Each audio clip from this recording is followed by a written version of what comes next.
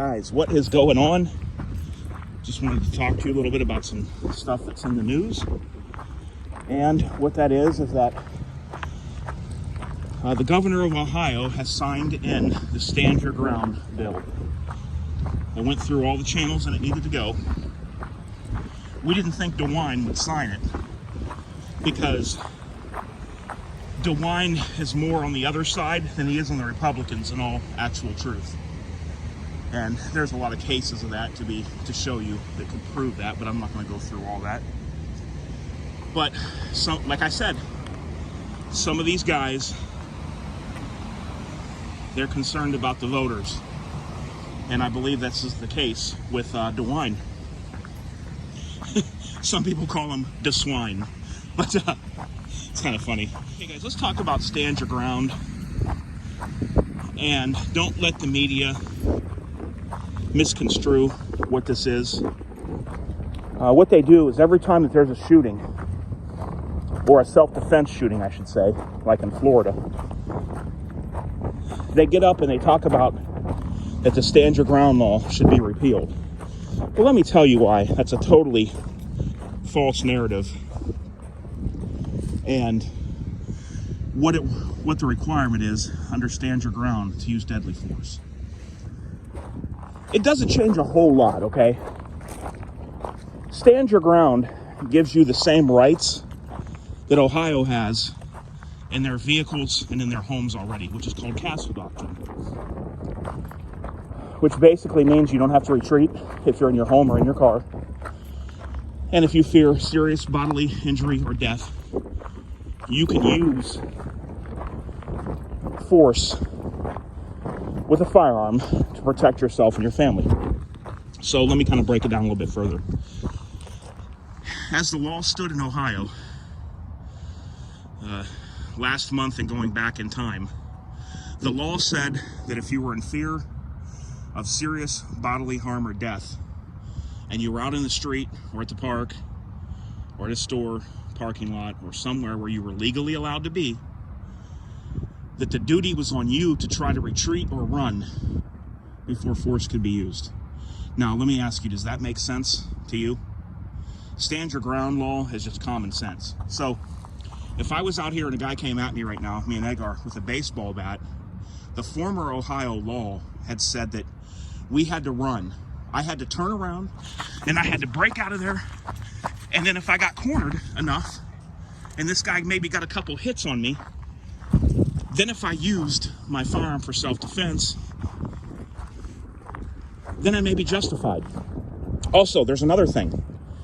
When you use a firearm for self-defense, it gives the right victim, the person that says that they were in fear of their life and used their firearm, it gives them protection from that upfront imprisonment that they would get normally right off the bat. It gives you a presumption of not guilty until proven guilty, which is the way it should be. So it used to be that, believe it or not, the law applied to the person that had the baseball bat and charged me, and I shot him if I was out in public.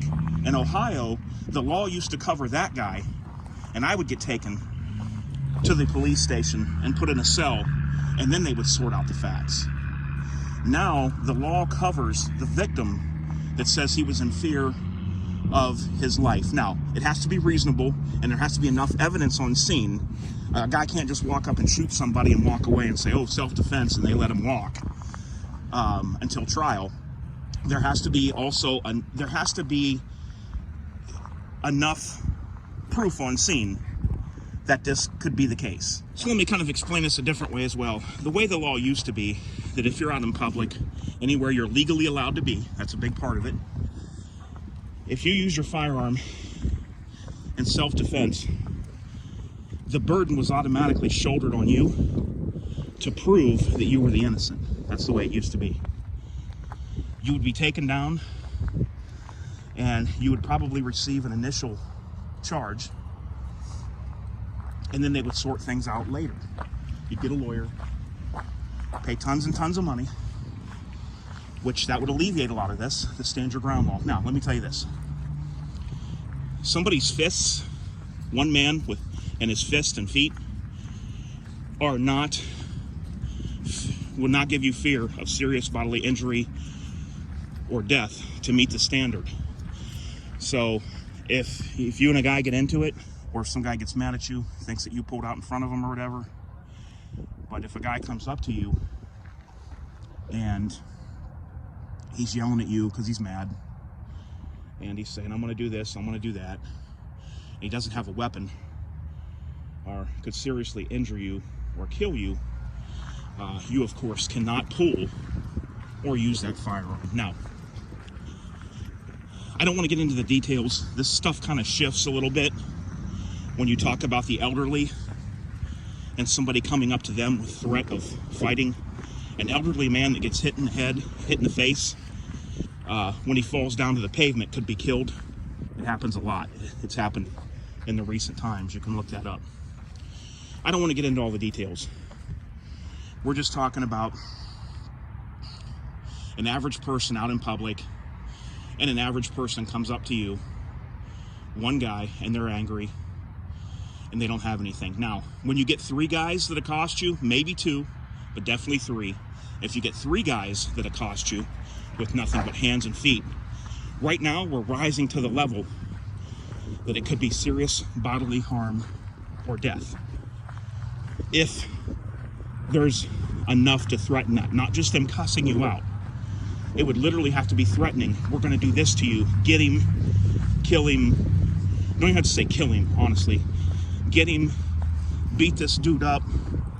Or if they start to beat you and you go to the ground and one of them kicks you and there's 3 guys, you definitely, probably any lawyer would take that case for you. So stand your ground. Doesn't do what the media used to say and give somebody a, quote, license to kill. Not at all. The preponderance of the evidence still has to be, would a reasonable juror think, in person think, that when you pulled your firearm, that you was in fear of serious bodily injury and or death.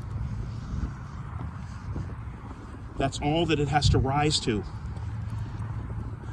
meet that criteria. If it does not rise to that, you're getting charged. If you brandish the gun and the guy that was upset and cussing you out that had no weapon calls the cops, you're getting a charge. You may here and there get a good cop that's really nice and is going to settle things on the spot, but don't buy in, don't count on that. Don't count on that. That's few and far between. Now, I'll tell you a scenario of something that happened. A friend of mine that's a journalist was covering the Trump train. It was in Ohio, and there were Trump supporters gathered, and there was also Biden supporters gathered on the other side of the street. Well, there was a woman that pulled up the right side of her t-shirt and showed a holstered firearm purposely to the Trump supporters across the street, but she didn't pull it and she didn't say anything. So let me tell you how this panned out when the cops got there. I don't know who called the cops. I wasn't there. Let me tell you how this panned out. So, and I feel this was, even though I'm not a Biden supporter and all that, I feel this was a just call. So what happened was, when the cop came, the cop found out the story. She was across the street, probably 50 feet or more away. She pulled up her shirt. She just pulled up her shirt and like glanced down. Her hand that would grab the gun was on the bottom of her shirt as she pulled it up. Her hand never touched the gun and she never said anything. So what the cop did when he got there was he said, since Ohio is an open carry state and she didn't touch the gun or say anything when her shirt was pulled up, legally his hands were pretty much tied if she were to get a lawyer, because there was no threat made and there was no brandishing of that weapon. Now, some of you may disagree with me, but I totally agree with that call of that officer. Totally agree, 100%. Because remember, if you want to nitpick laws on certain people, then laws will get nitpicked back on you. It runs both ways. Now, basically, what would have happened was, if this lady would have said, "I got something for you," or if she would have touched the handle even, that could have been enough to get her carry concealed license revoked. Oh, she was a CCW holder. Had she touched the firearm or said, "I got something for you," of that type of matter, she'd have been riding in the back of the police vehicle. But the policeman did what he said he would do. What if you were down here at the park with me and your shirt came up and your gun showed, and some soccer mom saw your gun and said, "Hey," called the cops and said, "I just saw a guy pull up his shirt and I saw a gun." What if the police came down here and hit you with a brandishing charge? That wouldn't be right. Sometimes my shirt comes up, but what if the police came down here and hit you with a brandishing charge? That wouldn't be fair. If your shirt just popped up and then you pulled it back down and somebody's seen the firearm. So even though that lady was right on the line of getting arrested, she was right on that line, and the officer had a long talk with her. She'll probably never ever do anything like that again, but that's what happened. So stand your ground is not only for what you can and can't do when you're in public, it also legally lifts some burdens off of you. So with you not having to automatically be taken to the station and the burden put on you to prove that you're innocent, if you say you're the victim and you shot your gun in self-defense, now that burden falls on the person that had the baseball bat, or the person that had the knife, or the three guys that were together and approached you and were going to do things to you. The burden now falls to them. So not only does it help you when you're on the street, it helps you for protection legally, monetarily, because of the prices that would get into with lawyers and things like that. So it does not give you any more rights or any more leeway to pull your firearm other than fear, serious bodily injury, or death. Those two things are always what comes into play. You'll find that across the whole United States. Those two things are always what's in play. It has to rise to that level. It's not a license to kill, as they said in Florida, so mistakenly. You can't just shoot somebody that comes up to you and says, "Hey, buddy, get that dog away from me," or "Hey, buddy, you cut me off when you turned in here. What the blank, blank, blank is your problem?" Guy's red mad, totally red in the face mad. You can't pull your gun or show it or shoot that guy. Now, if that guy came to me and pulled out a knife and flipped it open and stepped toward me within the bounds of where he could run in and get me, that would fall to the level, while he's yelling at me, if he opened a knife, and when he got into range of me, where if he got any closer, I wouldn't be able to do anything if he was going to stab me, that would fall to the level of serious bodily injury or death. Always remember this, guys. Like I told you earlier, I'm sorry for repeating myself. When you use self-defense, it has to be that a juror and any sane person that was in your shoes at the time you shot would feel that their life was in jeopardy of serious bodily injury or death. A machete can chop your arm almost off, right? That's serious bodily injury. A knife can kill you or seriously injure you, both. That's serious bodily injury. A baseball bat, one hit to the head can easily kill you. Okay? Always remember these things. But I just wanted to let you know, we did gain a little bit of ground. The Stand Your Ground law is awesome. It lets you defend yourself anywhere you have a legal right to be.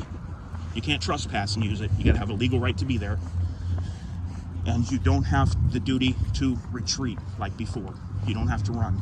All right, guys, until next time, this is DOF and I